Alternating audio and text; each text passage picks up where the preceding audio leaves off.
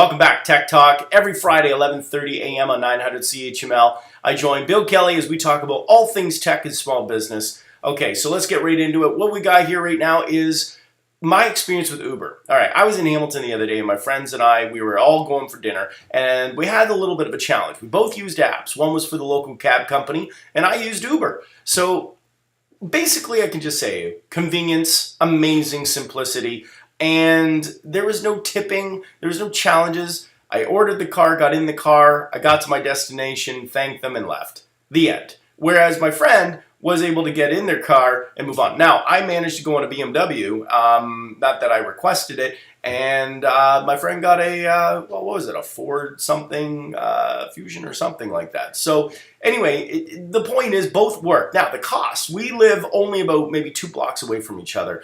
The cost between mine and theirs was about an extra $3. So within reasons, I know that there's a lot of challenges under Uber and they do need to be regulated, but anyway, my experience was phenomenal. So Uber is definitely a cool way to go. All right, let's talk about some cool other stuff. Okay, there's a company called Huawei. Okay, this is how you pronounce it, Huawei. So as you can see the name itself, it's a bit of a challenge. It's a Chinese company. I've mentioned them before, but what's interesting is that I think they're going to make a bit of an impact now. So this inexpensive cell phone company came out a couple years back. Now they're on the market and on the market large. Their new smartphone is miles ahead of both Samsung and Apple. It runs off an Android operating system, but what makes it unique is the size of the battery gives it such a long-lasting, energy and time. So we talked a little bit about Acer, gave it a little more time. Well, this one comes with even a little more of a bonus. Check this out. Smartphone comes with a 360-degree camera. As virtual reality is really starting to get some legs at this point, this little phone has the ability to be able to give you a 360-degree experience. And wait, the packaging turns into goggles. So now when you buy the box will actually convert into goggles, so you can get a virtual reality experience directly from the phone, and you get to keep the packaging. Well, I don't know about you, but I think that's recycling at its best. And it came out of China. Hold on, it comes on the market at only, apparently, again rumored, $499. So it's the cheapest, highest impact camera smartphone box you'll be able to get.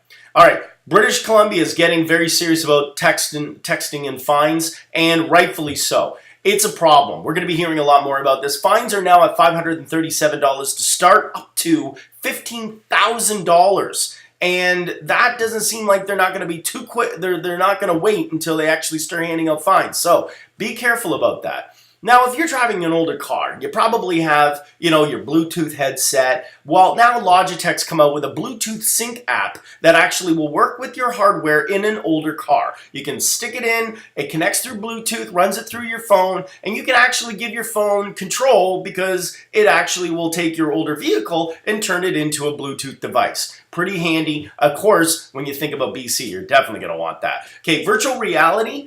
As I've said, it's got life. Now, Google's offering the ability to buy Google Cardboard right now in Canada. Yes, before you were never be able to buy Google, the actual cardboard. For about $15, you can buy a piece of paper with some lenses in it, and you can basically plug in your phone. I'm still having a hard time thinking people are paying $15 for a box, but that's just me. So Japan is leading the way. Yes, they have more electric charging stations than they do petroleum stations.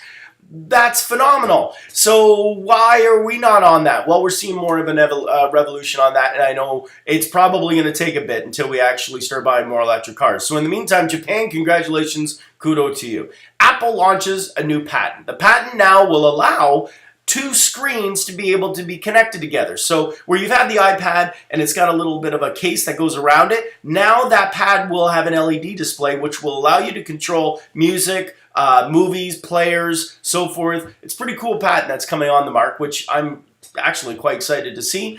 And the iOS 10 is going to be coming out with a dedicated smart home app. We've heard about the Internet of Things with products coming out, and it's no longer supported with new upgrades. Well, Apple's come out with the software that's going to be able to make it compatible as a default operating system within its phone and its iPads. Kind of interesting. Back to Apple. Check this out. China has actually awarded Apple the rights to keep the name iPhone. A company tried to start up a purse called iPhone. Apple actually challenged, and the Republic of China's courts came back and said, what are you doing? Absolutely. iPhone is a brand name that should be synonymous only with the product that is owned by Apple.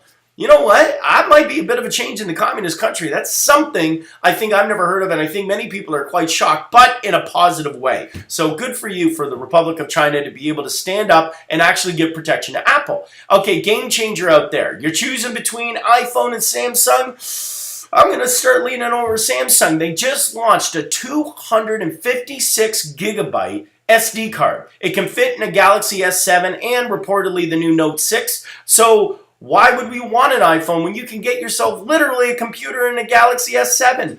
All the space you need. Envy of iPhone users everywhere. I'm Adam Oldfield. This is Tech Talk. Check us out every Friday, 11:30 a.m. on 900 CHML. We'll talk to you soon.